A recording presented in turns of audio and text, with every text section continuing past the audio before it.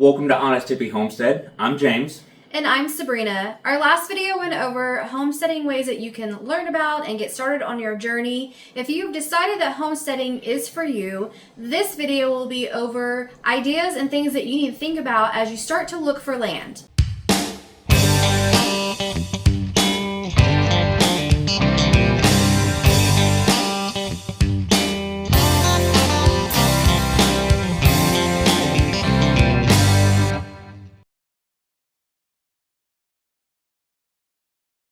All right, before you start your hunt for land, one of the things that you need to do first is to have an honest conversation about yourself. There are so many levels that you can get into the homesteading. Do you want to take more of the living off-grid point where you're self-sustaining, collecting the rainwater, or are you wanting to do more of a glamstead, find some land, put a nice house out there, have a huge garden? So start there, have that conversation with yourself and decide what is best for you and your family, what approach that you're wanting to take, and how far you're wanting to get into this homestead thing. Once you've had that conversation with yourself and you've figured out the direction you want to go, now it's time to set a budget. And that budget is really going to help determine what you're able to do and what you're able to get. It's going to determine the amount of acreage you can get. It's going to determine whether or not you're going to have to look at buying raw land and building on it, or if you're going to get a homestead that's already set up with a home and everything you need. It might also even determine, do you have to start smaller and then work yourself towards as big as you want, because maybe you won't be able to get as much land to have animals and you have to just do the garden to start. So get that budget set and know what you can afford, while also knowing what it is you're looking for, so that you can really start looking at the land. All right, once you determine the size of acreage that you're hunting for and your budget, it's time to find a realtor, and we strongly suggest using one.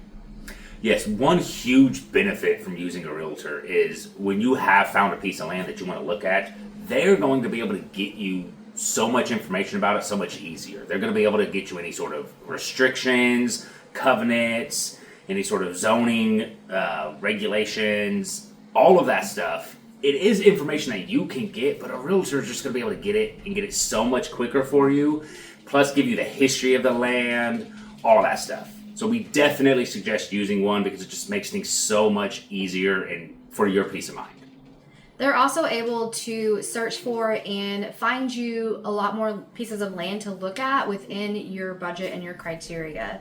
I still suggest looking yourself on Facebook Marketplace and Zillow and those apps as well. You can always forward them properties that you're interested in, but having a realtor is going to make this process of hunting and buying land so much smoother.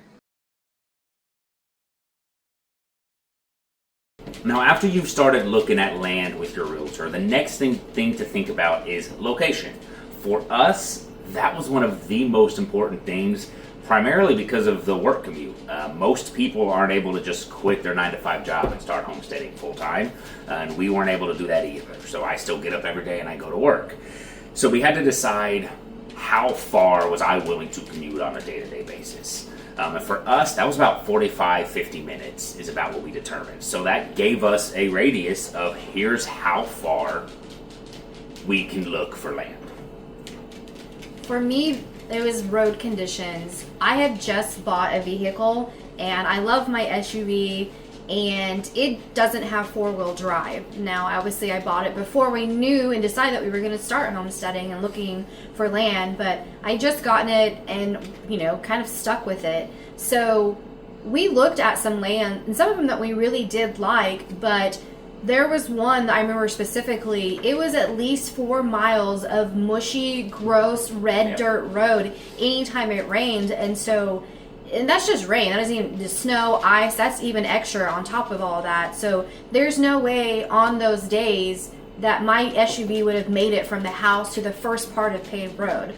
So even though we liked the property, we knew that wasn't going to be the best one for us. So road conditions were a big deciding factor for us in what ultimate location we ended up in.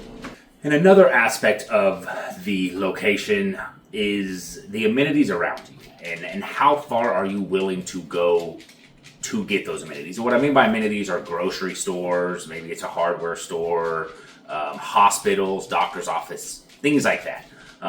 Most homesteads take 3 to 5 years to where you're able to get food off of your land consistently. So you're going to have to supplement that stuff somewhere. And honestly, I mean, I'm getting older and older, so I have to go to the doctor more often. So I need to be able to get into town to do that. So that's what I'm talking about when we talk about amenities and how far are you willing to go. For us, the good thing about us is we live about maybe 5 minutes outside of town where we have a grocery store there, we have a doctor's office, dentist's office, we're about 20 minutes away from a hospital. So we're still really close to all of those things that we need to be close to while still being far enough away that we can have our own homestead. Yeah, we have, the grocery store close by, which, obviously it's important to have a food source.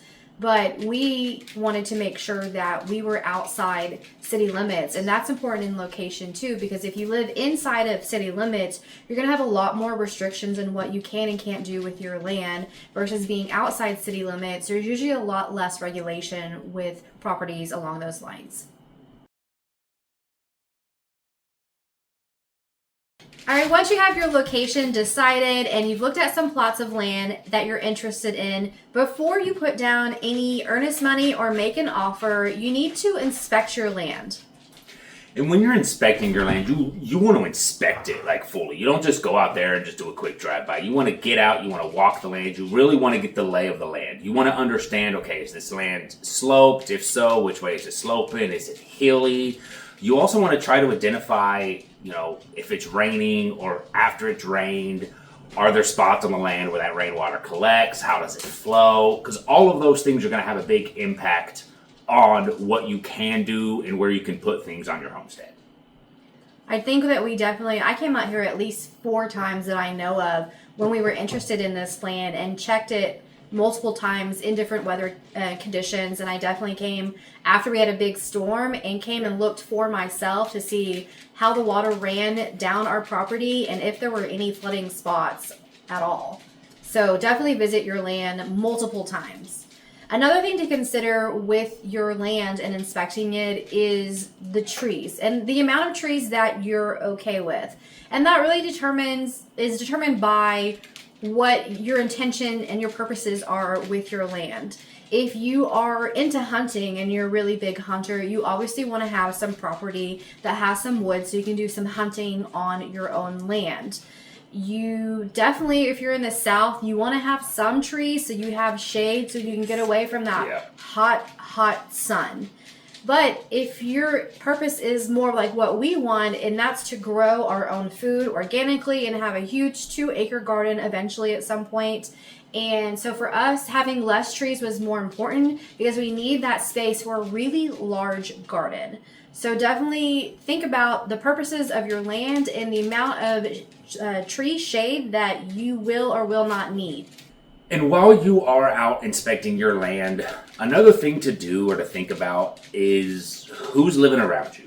Who are your neighbors? And if you get the chance, try to talk to them as much as you can, because they're going to be able to help you identify what sort of utilities you might have already out there, who those utility companies are. If you have raw land and you're probably going to have to build a well, they can give you some advice of who to use, who did they use, how far do they have to dig. All of this is information that's going to help you when it comes to budgeting and planning how much that stuff's going to cost. But another thing is you're going to be able to identify whether or not you have like-minded neighbors. So in our neighborhood, we actually have an HOA, and because we got out here, we spoke to some of the neighbors, we went to the HOA meetings, we are all in agreement to dissolve the HOA, and the only thing we're going to keep is the yearly road maintenance fee. Because nobody, and I'm pretty sure nobody, wants to buy land out in the country, starting a homestead, just to have a bunch of rules and restrictions telling them what they can and can't do.